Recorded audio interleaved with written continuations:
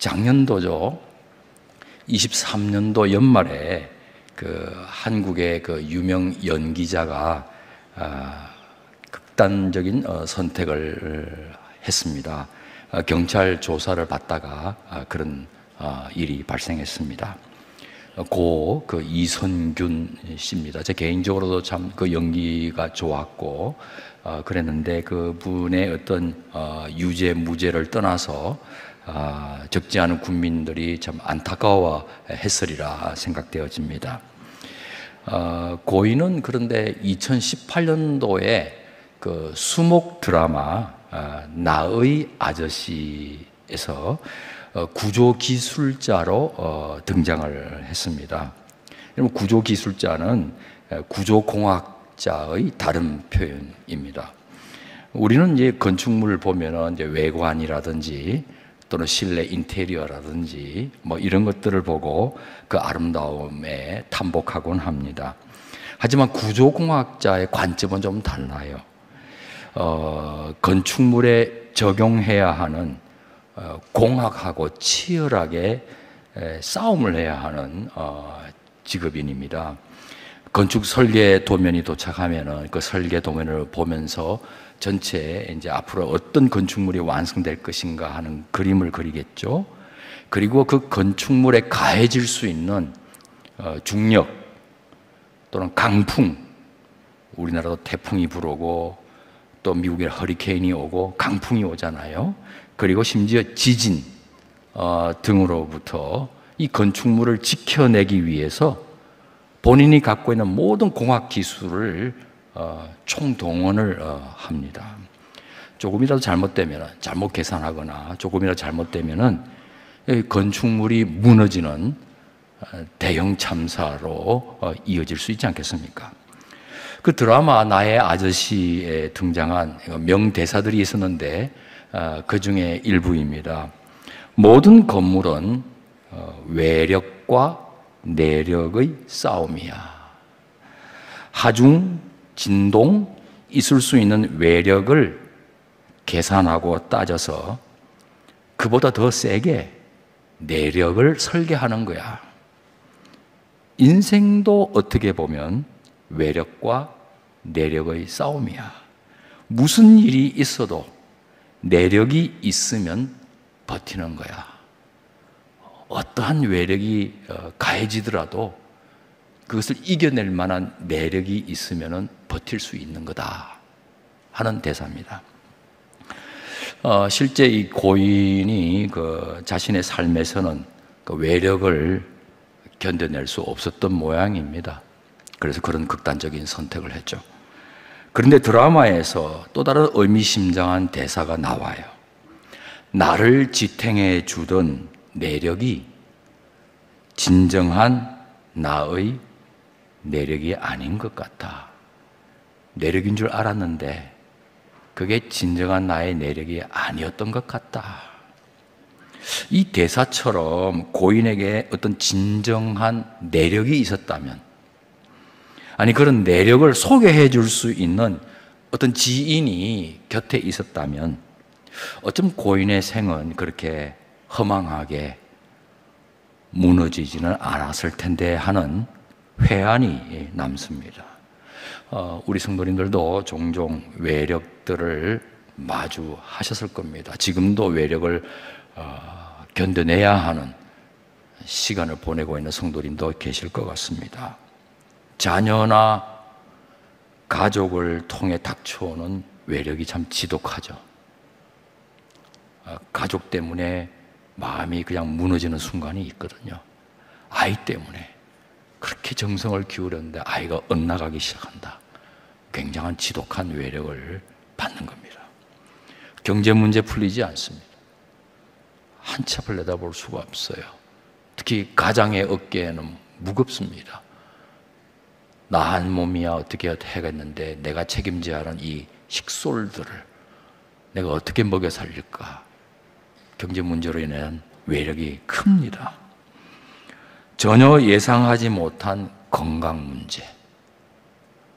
멀쩡했는데 자각증세 없었는데 어느 날 건강검진 받아보니까 암이다.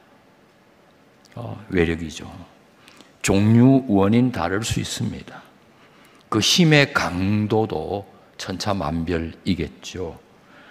그러나 누구에게나 외력은 있습니다. 누구에게나. 한 사람의 예외도 없이.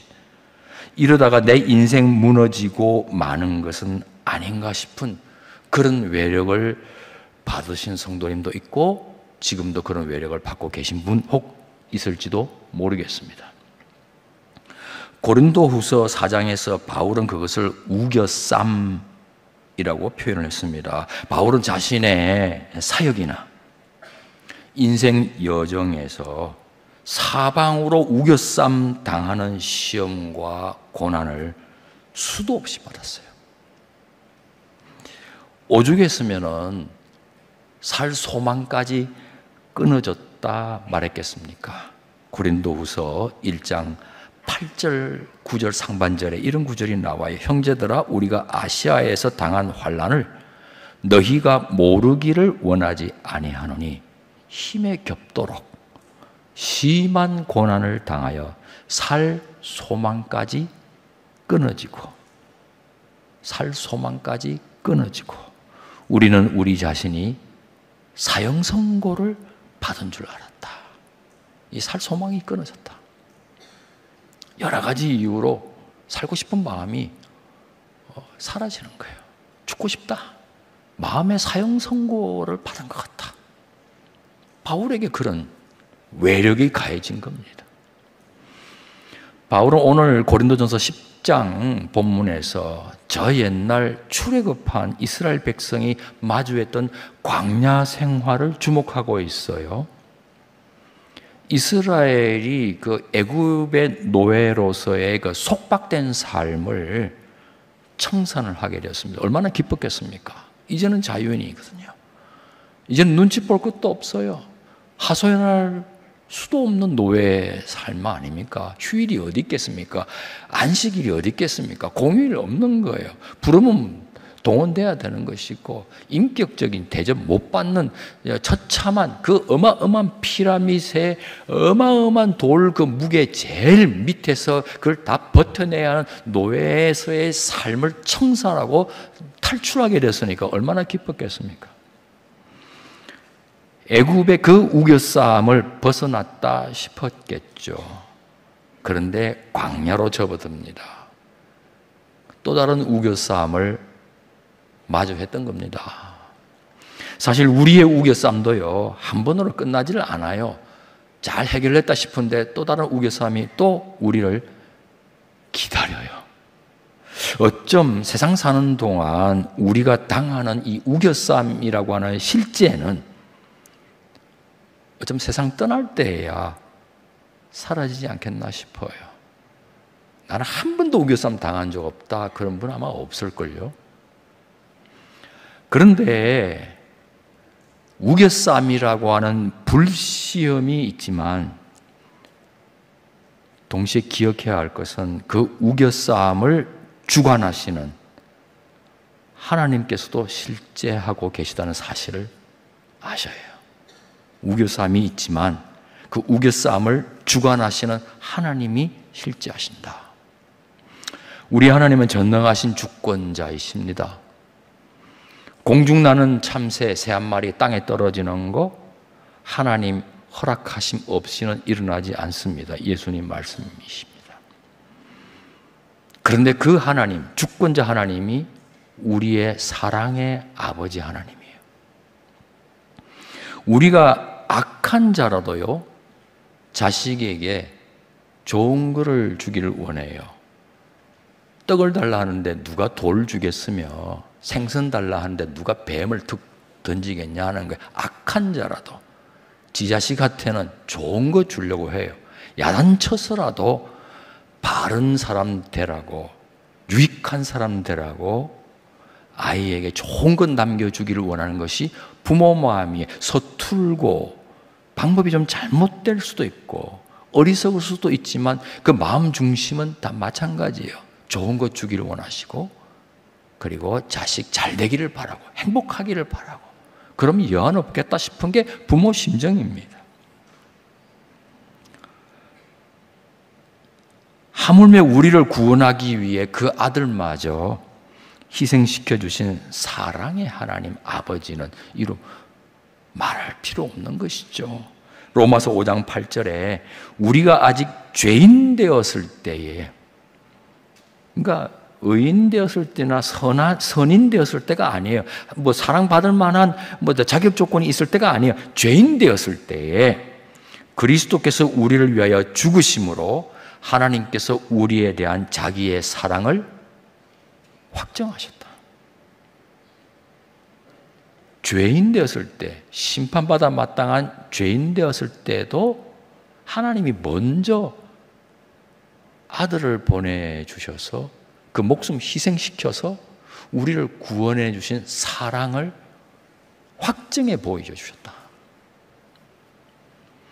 하나님께서는 우리를 위해서라면은 당신의 하나밖에 없는 아들 성자 예수 그리스도도 아까워하지 않으신 거예요. 아까워하지 않으신 거예요. 그럼 또 그보다 못한 그 무엇을 아까워하시겠어요? 하나님은 자녀된 우리에게 언제나 유익하고 좋은 것을 주기를 원하시는 하늘 아버지십니다. 우겨싸움의 실제가 있는 것처럼 사랑의 하나님의 주권자 되시는 그 실제도 분명하다는 이 사실을 우리는 믿습니다. 그러므로 우겨싸움 당하지만 그 속에는 우리를 향한 그 우겨싸움을 허용하시는 그 우리를 향한 하나님의 선하신 뜻이 분명히 있다는 사실을 믿습니다. 다 주권하에 일어나고 있는 일인데, 하나님의 주권하에 일어나고 있는 우겨싸움인데 하나님이 사랑의 하나님이란 말이죠.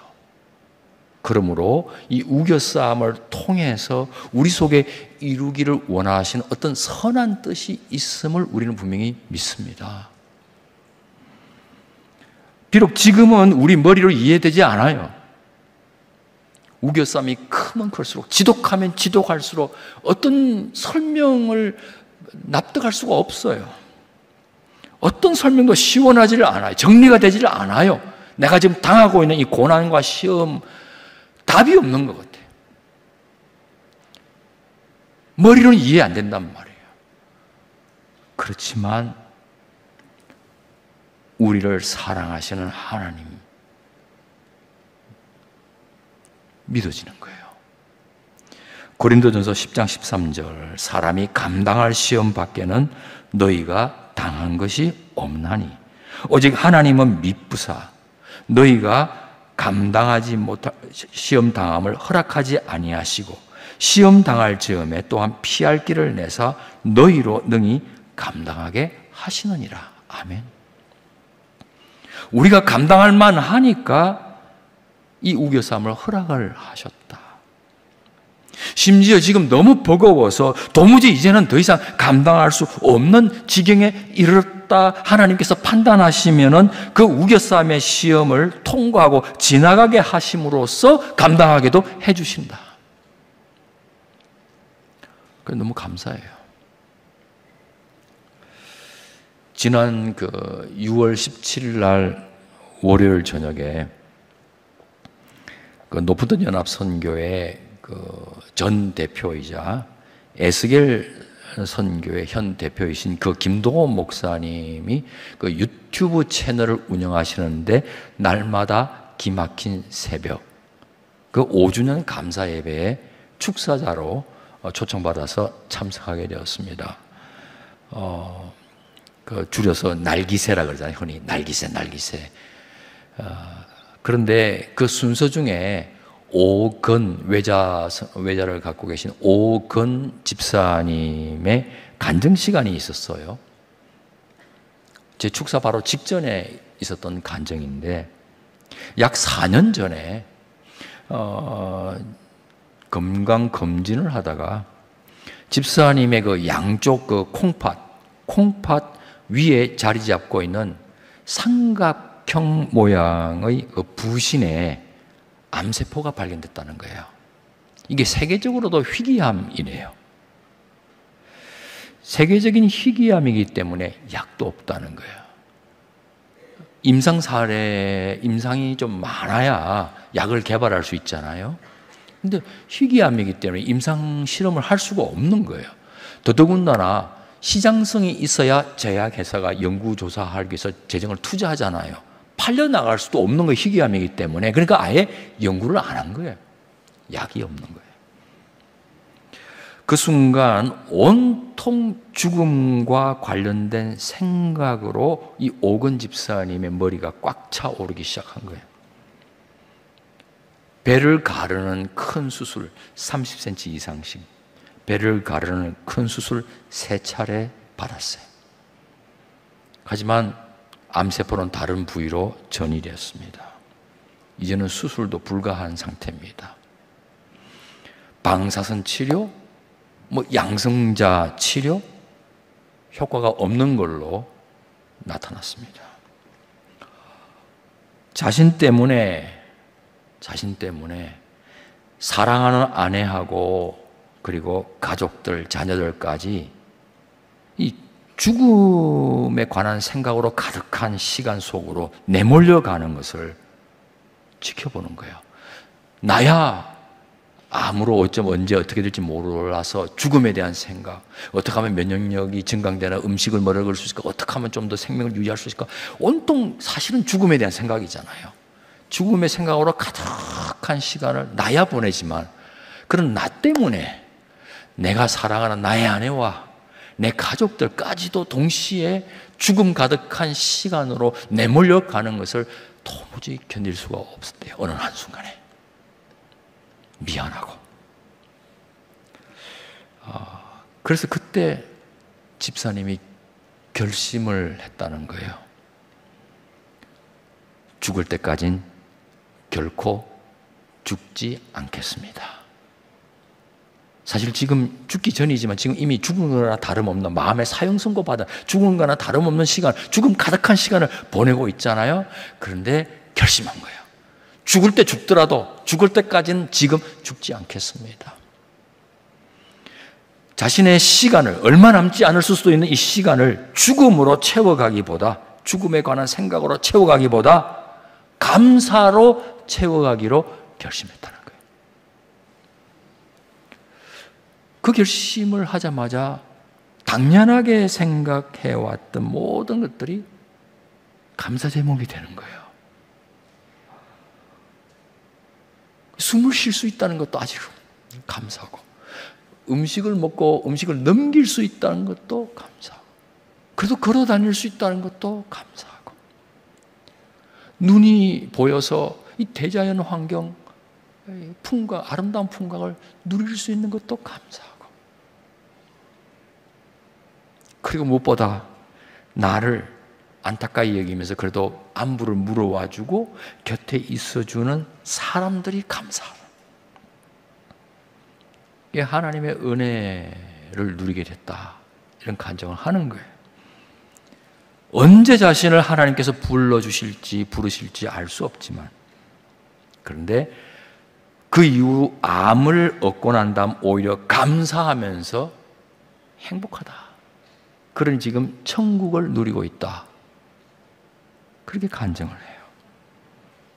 그러니까 집사님에게 가해진 정말 인생 건축물이 무너질 수밖에 없는 이 충격적인 외력, 혼자 감당하기 어려웠죠. 무너지기 일보 직전이었잖아요. 죽은 거나 다름없는 생활을 했단 말이에요. 그런데 그 외력을 이겨내도록 집사님과 함께 하시는 하나님께서 참된 내력이 되어주셨어요. 주 예수와 동행하면 그 어디나 하늘나라. 주 예수와 동행하면 슬픔 많고 고통 많고 고난 많고 우겨섬 당할 수밖에 없는 수많은 외력이 가해지는 이 세상도 주 예수와 동행하면 그 언제나 그 어디나 천국으로 바뀌는 줄 믿습니다.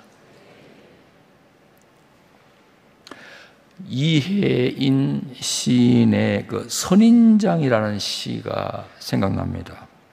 사막에서 나를 살게 하셨습니다. 사막에서 나를 살게 하셨습니다. 쓰디쓴 목마름도 필요한 양식으로 주셨습니다. 목마름이 양식이래요. 내 푸른 살을 고통의 가시들로 축복하신 당신, 고통의 가시가 축복이, 피 묻은 인고의 세월 견딜 힘도 주셨습니다. 그리하여 살아있는 그 어느 날 가장 긴 가시 끝에 가장 화려한 꽃 한 송이 피워 물게 하셨습니다. 사막도, 쓰디쓴 목마름도, 고통의 가시들도, 이 모든 것들이 어떻게 축복일 수 있겠냐는 거예요. 어마어마한 외력이죠, 외력. 내 인생을 망가뜨리고 무너뜨리게 하는 외력인데, 그 가장 인내를 길게 한 그 긴 가시 끝에 가장 화려한 아름다운 꽃 한 송이 피어 물게 하시는 하나님의 섭리를 보면서 시심이 연걸었던 거죠. 우리 인생이 그런 거 아닌가. 지나고 보면 사막의 쓰디쓴 목마름도 영적 양식이었고, 고통의 가시도 축복이었고, 인내가 길면 길수록 그 끝에는 가장 아름다운 화려한 꽃 한 송이가 달리는 이 역설적인 진리가 이혜인 시인의 이 선인장이라는 시 속에 담겨 있는 겁니다. 주 예수와 동행하면 고통 많고 슬픔 많은 이 세상도 천국으로 바뀐다. 죽어서 가는 천당 아니라 외력이 숱하게 가해지는 이 세상 속에서도 나와 함께 하시는 진정한 내력 되신 주님으로 인하여서 천국을 누리게 된다는 것이죠. 여러분, 고난과 시험에 우겨쌈 당하면은요, 그리고 감당하기 어려운 외력으로 나에게 가해지면요, 흔히 정신적인 공황 상태에 빠지곤 해요. 진땀이 나고 실질적으로 판단력은 흐려지고 숨도 잘 쉬어지지 않아요. 그래서 우리가 한숨 쉰다 하는 말 있잖아요. 그게 도움이 돼요. 날숨을 길게 쉬게 되면은 평정심을 조금 회복하는 데 도움이 돼요. 그래서 한숨 쉰다는 게 그게 하나님께서 주신 지혜인 것 같아요. 죽을 것만 같아요. 우리는 다윗의 시편 23편을 애송하잖아요. 다윗은 자신에게 가해진 그 죽을 것 같은 외력을 사망의 음침한 골짜기라고 표현했어요. 사망의 음침한 골짜기. 오죽 했으면 음침한 골짜기 정도가 아니라 사망의 음침한 골짜기입니까? 그리고 하나님은 내 영혼을 소생시켜 주시는 분이라고 노래를 했는데, 영혼을 소생시킨다는 그 의미는 이미 자신의 영혼이 죽은 거나 다름없는 시간이 있었다는 뜻이에요.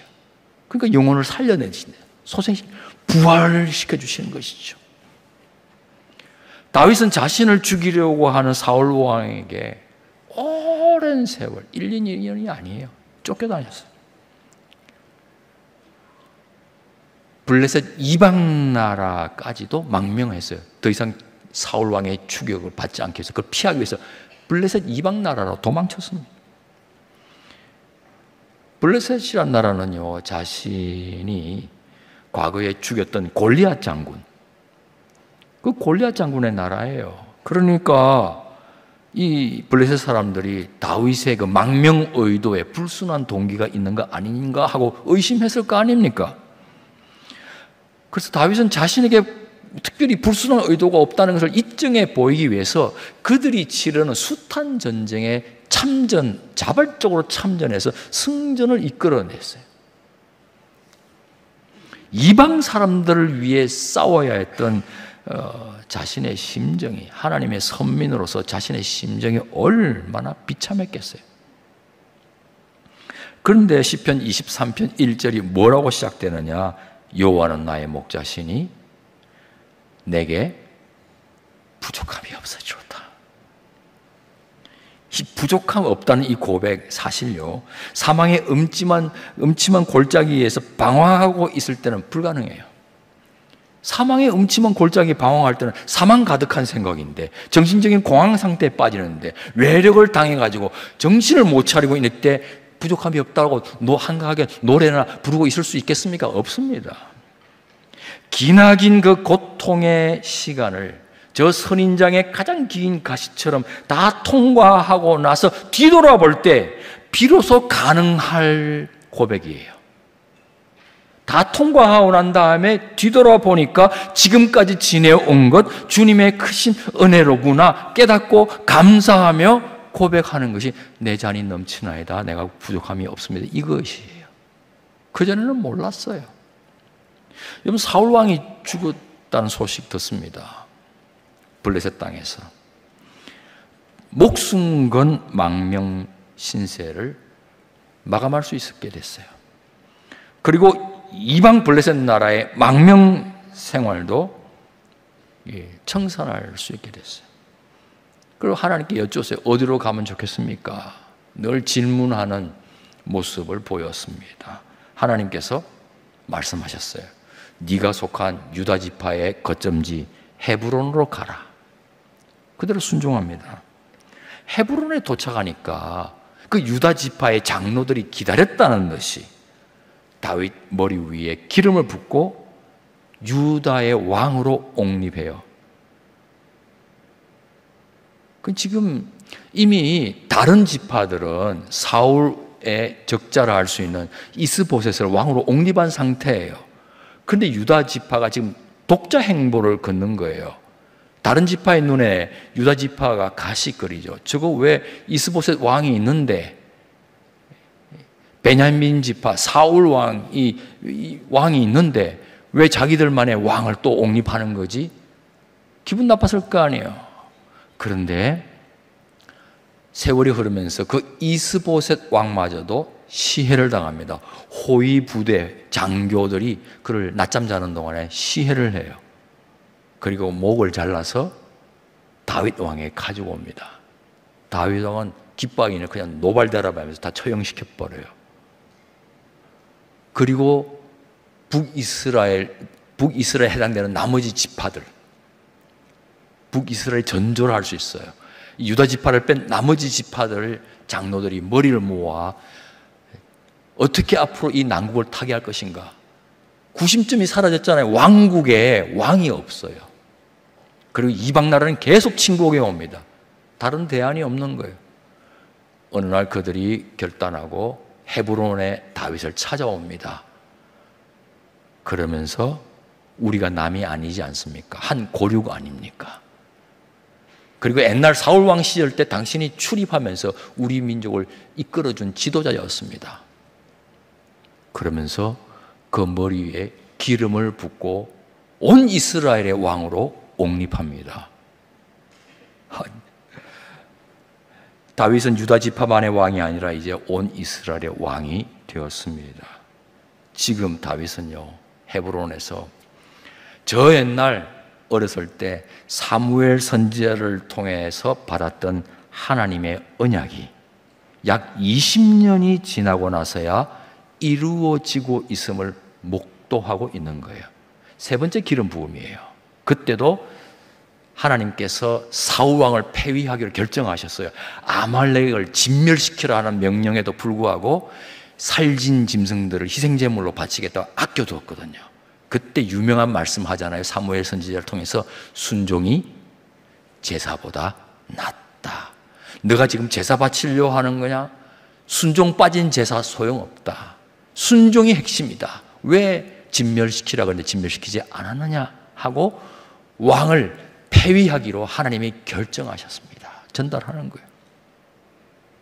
그리고는 하나님께서 내가 이새의 아들 중에서 왕을 세우겠다는 말씀을 받잡고 이새의 가정을 방문합니다. 이 사람인지 저 사람인지 하나님께 여쭙는데 다 아니라는 거예요. 외모로 취하지 않는 거예요. 중심을 보고 취한다 하시면서 아직 나타나지 않은 막내 다윗이 나타나자 이자가 내가 내가 세우게 될 왕이다 하면서 기름 부음 받은 것이 그게 첫 번째 기름 부음. 말했을 거 아니에요. 장차 당신을 하나님께서 당신이라 그러지 않게 너를 어린애니까 너를 왕으로 세울 것이다 말한 거예요. 그런데 그런 예언을 받았음에도 불구하고 탄탄대로의 승승장구의 삶이 아니라 갑자기 사울 왕으로부터 쫓겨다니는 신세로 전락하고 맙니다. 이유는 블레셋의 골리앗을 쓰러뜨리고 난 다음에 백성들이 불렀던 노래 때문이에요. 사울은 천천히고 다윗은 만만이다. 이게 회자되면서 사울 왕이 귀에 들어오니까 가만히 내버려 두면은 민심이 다윗에게 쏠리고 이반될 것 같아서 아예 화근을 없애야 되겠다고 추격하기 시작해. 죽이려고 진짜 창을 던지고 죽이려고. 사망의 음침한 골짜기의 삶이 시작된 거예요. 어마어마한 외력이 계속해서 가해지는 거예요. 피신하고 나면 끝난다 싶은데 또 나타나고 또 추격하고 계속되는 외력이 다윗의 일생에 따라오는 거예요. 20년 동안. 그런데 지금 헤브론에 왔습니다. 그리고 온 이스라엘의 왕으로 옹립받게 된 거예요. 유다 지파의 장로로부터 두 번째 기름 부음 받고 온 지파의 장로로부터 세 번째 기름 부음 받으면서 마침내 20년 전 하나님의 약속이 이루어지고 있는 것을 다윗이 경험하였으니 얼마나 감격스럽겠습니까? 그렇게 해서 만든 게 시편 23편이에요. 내게 기름을 부으시고 내 잔이 넘치나이다. 지금 푸른 풀밭 쉴만한 물가가 된 거예요. 헤브론이. 너무 감사합니다, 하나님. 내가 지금까지 원수 사울이 나를 추격해 온 줄 알았었는데 알고 보니까 하나님의 인자하심과 신실하심이 나를 따라왔습니다. 그러므로 앞으로 나는 하나님께 영원한 예배자로 살겠습니다. 여호와의 집에 영원히 살겠습니다. 레위 지파도 아닌데 성전 안에 살 수 있는 건 아니잖아요. 그런데 그 말은 하나님 앞에서 예배자로 살겠다 그런 의미예요. 원수들 앞에서 기름을 부으시고 떡하니 상을 베풀어 놓으시고 진수성찬을 베풀어 놓고 다윗을 VIP로 하나님의 VIP로 초대하는 놀라운 축제를 경험한 거예요. 그리고 뒤를 딱 돌아보니까 쫓김을 받고 도망쳐 다니는 그 지난날 사망의 음침한 골짜기가 그때는 혼자인 줄 알았단 말이에요. 하나님의 버림받는 것 같고 아무도 나를 이해해 주지 못하고 하나님 약속해놓고 이게 무슨 신세입니까? 원망했을 거 아니에요. 하나님 나를 버린 것 같고. 그런데 지금 와서 뒤돌아보니까 나 혼자가 아니었고 주님이 함께 하셨구나. 주님의 지팡이와 막대기가 나와 함께 하셨습니다. 하나님이 내력이 되어주신 거예요. 사망의 음침한 골짜기 그 외력 가운데서 견뎌나가고 통과하고 감당할 수 있도록 지나갈 수 있도록 하나님이 친히 내력이 되어 주셨어요. 지나놓고 보니까 그 속에서는 잘 몰라요. 우리가 어리석어서 나와 함께하고 계시는 주님을 잘 몰라요. 눈에 보이는 그 모든 외력과 우겨쌈을 가해오는 그 모든 것들만 자꾸만 눈에 들어오니까 내 한계만 눈에 들어오니까 무너질 것만 같고 죽을 것 같으니까 그것만 눈에 들어오니까 몰라요 그거를. 그런데 지나놓고 보니까 은혜 받고 보니까 통과해놓고 보니까 야 지금까지 지내온 건 하나님의 은혜구나. 하나님이 함께 하셨구나. 어쩌면 그 사망의 음침한 골짜기는 그렇게 길게만 느껴졌던 그 골짜기는 이 푸른 풀밭 쉴만한 물가로 나를 이끌어주시는 하나님의 지름길이었구나 라고도 생각이 되어지는 거예요. 하나님의 경로. 정말 생각해보면 하나님은 과연 모든 것을 합력하여 기어코 선을 이루어 주시는 분인 줄 믿습니다. 여러분도 마찬가지입니다. 지금은 잘 모를 수 있어요. 이 모든 것, 슬픔, 기쁨 분노, 다 우여곡절, 등락, 이 모든 것들을 다 종합 정리해서 결국에는 나를 향한 하나님의 사랑 가운데로 나를 이끌어 주시는 거예요. 기업고 합력하여 선을 이루어 주시는 사랑의 아버지 하나님. 우리가 망하라고 그렇게 허락하시는 게 아니에요.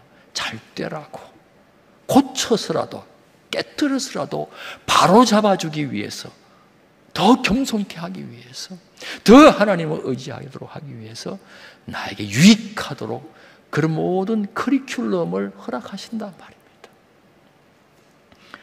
어째서 이런 우겨쌈과 외력을 허락하시는 걸까? 그것은 질그릇처럼 부서지기 쉬운 알량한 우리 자신보다 우리가 모시고 지금 살아가고 있는 보배 같은 우리 하나님을 겸손하게 바라볼 줄 아는 하나님의 사람이 되어 가도록 빚어 가시기 위함이기 때문입니다. 하나님이 지금도 빚어 가세요. 완성된 인물이 아니잖아요. 우리는 아직도 공사 중이에요. 아직도 지어져 가고 있어요. 완성을 향해서, 하나님의 걸작품을 향해서. 누구든지 그리스도 안에 있으면 새로운 피조물, 새로운 걸작품이에요. 그런데 완성품이 아니란 말이에요. 여전히 옛사람이 영향을 주고 있고, 하나님보다 나를, 예수님 믿음에도 불구하고 예수님 힘 이용해서 나를 드러내려 하는 그런 속성이 아직도 남아있는 것 같고, 이런 것들을 하나하나 깨뜨려 가시는 거예요. 겸손히 주님을 바라보고, 겸손히 주님을 사모하고 주의 뜻을 구하고, 그리고 기도의 중요성을 알아서 금요일마다 이렇게 모여가지고 간구하고, 그래서 하나님의 사람으로 이렇게 빚어가시는 거예요. 내 자신에게 능력을 의지하지 않는 거예요. 고린도후서 1장 9절에 보면은 바울이 정확하게 한 그 고백 일치해요. 우리는 우리 자신이 사형 선고를 받은 줄 알았으니 이는 우리로 자기를 의지하지 말고 오직 죽은 자를 다시 살리시는 하나님만 의지하게 하심이라. 우리와 함께 하시는 진정한 내력 되신 하나님은 부활의 권능을 가지신 분이시고, 환난을 당하지만 이상하게 여기지 말고, 염려하지 말고, 두려워하지 말고, 세상보다 더 크신 하나님께서 세상을 이겨버리셨기 때문에 그 하나님을 의지하다 보면 반드시 하나님과 동행하는 가운데 이 사망의 음침한 골짜기조차도 천국으로 바뀔 뿐 아니라 통과해내는 거예요. 하나님이 우리의 내력이 되어 주시기 때문이에요. 통과할 때마다 능력은 우리 자신이 아니라 하나님께 있음을 철저하게 깨닫습니다. 고린도후서 4장 7절 말씀이잖아요. 우리가 이 보배를, 예수 그리스도죠, 하나님이죠, 이 보배를 질그릇에 가졌으니 이는 심히 큰 능력은 하나님께 있고 우리에게 있지 아니함을 알게 하려면 이걸 깨달아야 돼요. 그래서 나는 죽고 오직 그리스도만, 나의 옛 자아가 주인 되어서 움직이는 게 아니라 그건 다 십자가에 못 박아 죽여버렸고, 부활하신 주님이 부활의 새 생명으로 내 안에서 작동하시고 살아갈 수 있도록 나는 그분께 전적으로 순종하고 그분과 동행하기로 결정하는 거예요. 그럴 때 하나님의 능력이 나를 통해서 나타나는 것이죠. 내력입니다. 내력. 나의 진정한 내력이죠, 그게. 이 때문에 바울은 이후로도 하나님의 구원을 바라고 또 사람들에게 하나님이 나를 좀 도와달라고, 내 사역을 도와달라고 기도를 부탁할 정도가 됐어요. 교만한 사람은 기도를 부탁 안 해요. 내가 알아서 한다 이걸. 근데 기도의 중요성을 알아요. 고린도후서 1장 10절 11절 상반절에 그가 이같이 큰 사망에서 우리를 건지셨고 또 건지실 것이며 이후에도 건지시기를 그에게 바라노라. 하나님이 건져주기를 바란다는 거죠. 너희도 우리를 위하여 간구함으로 도우라. 기도의 중요성을 아는 거예요. 여러분, 금요 기도의 중요성을 아셔야 돼요. 기도 시간을, 새벽 기도의 중요성을 아셔야 돼요. 내 힘으로, 알량한 내 힘으로 질그릇 같은 내가 뭘 하나 깨어집니다. 내 안에 있는 보배가 작동되도록, 역사되도록 내가 기도하든지 아니면 내가 내 힘으로 부족하면 중보 기도를 요청하셔야 돼요. 그래서 서로 기도하는 거예요. 성령 충만한 공동체가 되는 거예요. 성령이 운행하시는 공동체가 되는 거예요. 그래서 하나님의 이끄심을 받고 성령에 압도되어서 부활의 증인으로 살아가는 거예요. 사랑하는 성도 여러분, 우리의 신앙 여정은요, 각자 개인적인 결단으로 걷기를 시작을 해요. 그건 틀림없어요. 우리 아버지가 예수님 믿어서 나는 하나님 할아버지라고 하지 않아요. 나도 예수님을 믿어서 하나님 아버지라고 고백해야지, 갑자기 아버지가 예수님 믿어서 나는 하나님 할아버지, 아버지 하나님 나는 모릅니다, 그거 아니잖아요. 각자가 고백을, 아버지도 하나님 아버지, 나도 하나님 아버지예요. 그러므로 사춘기 맞이한 자녀들을 볼 때 여러분 뭐라고 부르면 좋냐? 자매님, 형제님 불러야 돼. 자매님이에요. 내 자식이니까 내 마음대로 할 수 있는데 뭐 속 터지죠. 내 뜻대로 안 되니까. 그래서 내 뜻대로 하려고 하다가 안 되니까 답답한 거예요. 그런데 가만히 생각해보니까 하나님의 자녀예요. 자매님이에요. 형제님이에요. 각자가 신앙생활 하는 거예요. 각자가 결단함으로써 신앙 여정을 걷기 시작한다니까요. 하지만 공동체적으로 완성이 돼요. 그 신앙이. 이스라엘을 각자 각 가정마다 불러내셔서 가나안 땅으로 들이셔서 하나님의 계명이 작동되는, 하나님의 통치에 순종하는 이스라엘 공동체를 하나님은 빚어가기를 원하셨던 거예요. 그러니까 하나님 나라가 임하는 거죠. 그곳에 하나님 통치가 임하는 거죠. 오늘날 교회입니다. 그게 바로 우리 각자가 신앙생활을 하지만 공동체적으로 완성이 돼요. 성도가 서로 교통하는 것을 우리가 믿어요. 오다 가다 마주친 사이가 아니에요. 하나님의 대가족입니다. 더 사랑의 교회에 속하게 하심으로 공동체를 이루게 하신 거예요. 그래서 하나님의 말씀이 작동되고 그 말씀에 순종하는 삶을 경험하는 거예요. 원수를 사랑하고 지체를 나보다 더 낮게 여기고 내가 더 섬김으로써 천국의 큰 자라 여김 받는 그 가치관이 입각해서 경쟁하는 것이 아니라 오히려 더 많이 경쟁하려 치면 상대가 더 잘 되도록 만들어주는 그 경쟁을 하셔도 좋아요. 내 지위가 올라가고 이런 게 중요한 게 아니라 상대가 더 귀히 여김을 받고 더 귀히 쓰임 받도록 내가 조력해주고 도와주면 천국에서는 그 자가 큰 자예요.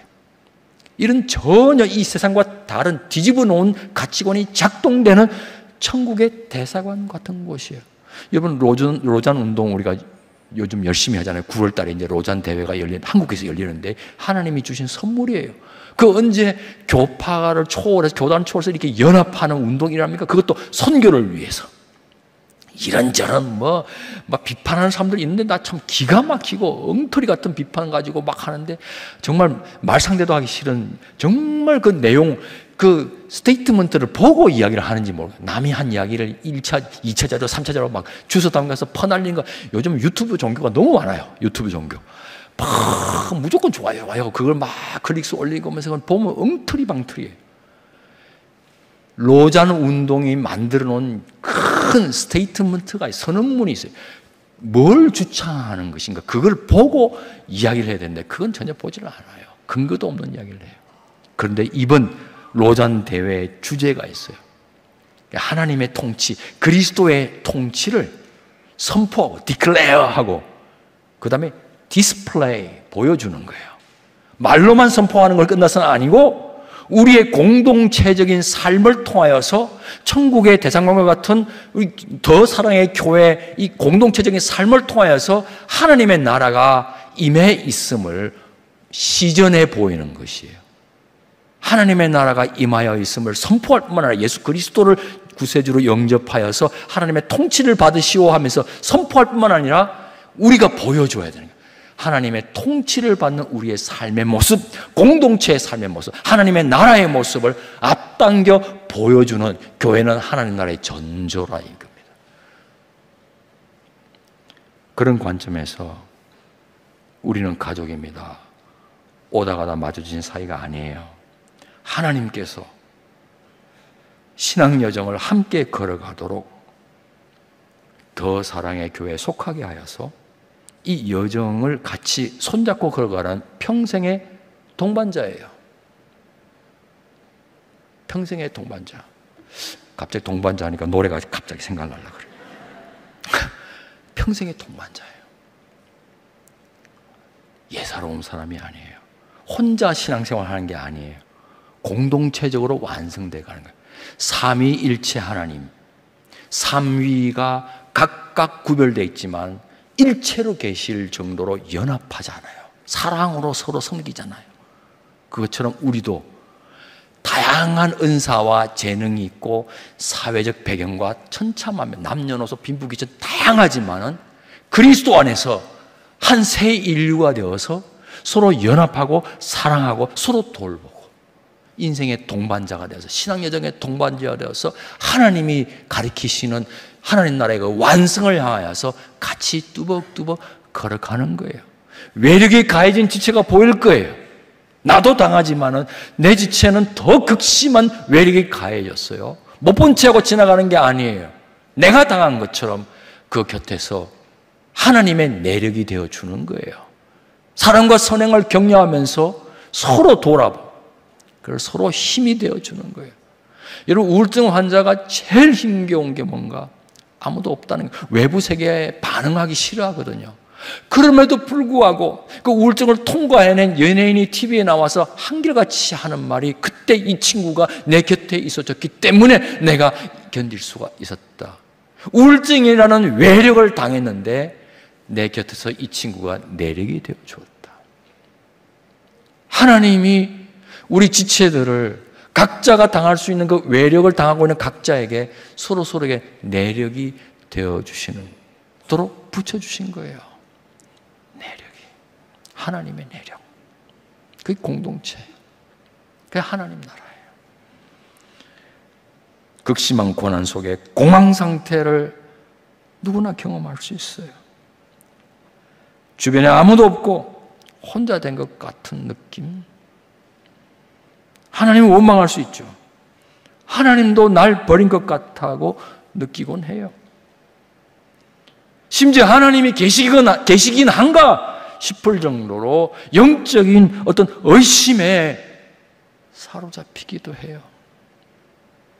결국 잘못된 선택으로 도달하기도 하죠. 그러나 가족처럼 살아가는 지체가 나의 내력이 되어주고 하나님의 내력, 참된 내력 곁에서 함께 해준다면 통과해내요. 위로가 돼요. 사망의 음침한 골짜기 통과하는데 큰 도움이 돼요. 주님의 지팡이가 막대기의 역할을 하는 거예요. 그게 바로 하나님께서 우리들을 통해 성도님의 진정한 내력으로 하나님께서 작용하시도록 어려움 당한 성도님과 우리 서로 함께하며 보살펴 드리십시다. 기도해 드리십시다.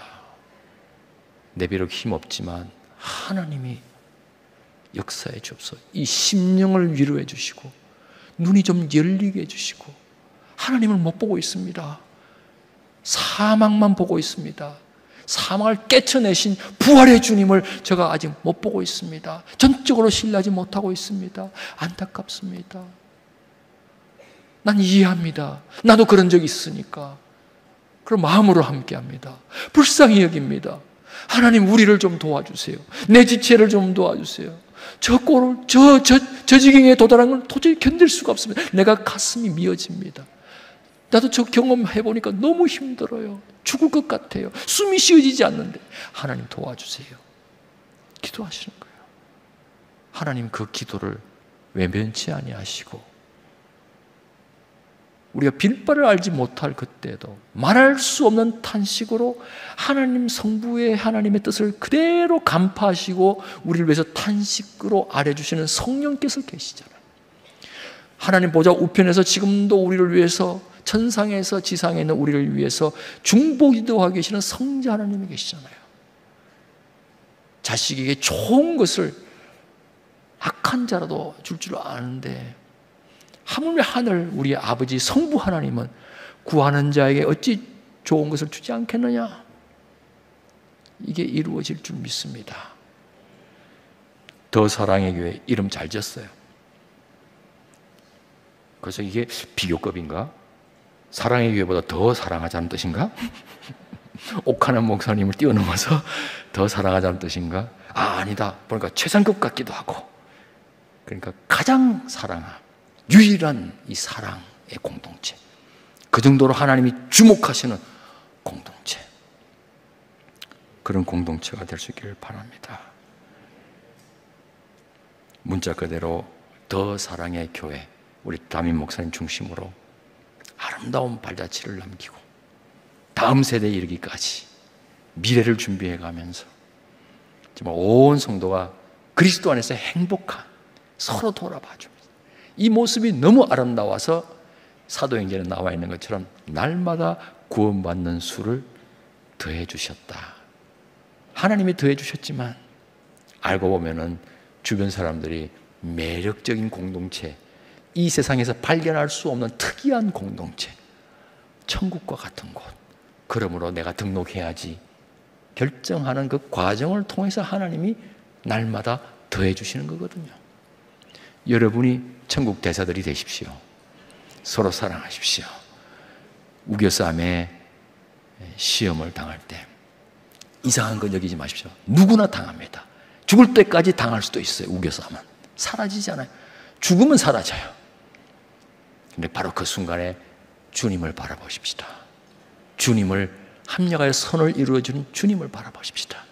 그리고 우리가 서로에게 내력이 되어주는 공동체를 세워나가도록 하십시다. 기도하겠습니다. 하나님 아버지, 더 사랑의 교회를 이 수원 땅에 세워주셨습니다. 참으로 귀한 비전을 주시고 어떤 시련이 오더라도 서로 사랑하며 섬기는 가운데 하나님 나라의 아름다운 모습을 선포할 뿐만 아니라 시전해 보이는 공동체 되게 주옵소서. 서로 기도하고 서로 간절하게 부르짖어서 정말 모일 때마다 힘을 얻고 이 세상에서도 넉넉히 이겨낼 수 있는 하나님의 사람으로 살게 도와 주옵소서. 예수님 이름으로 기도합나이다.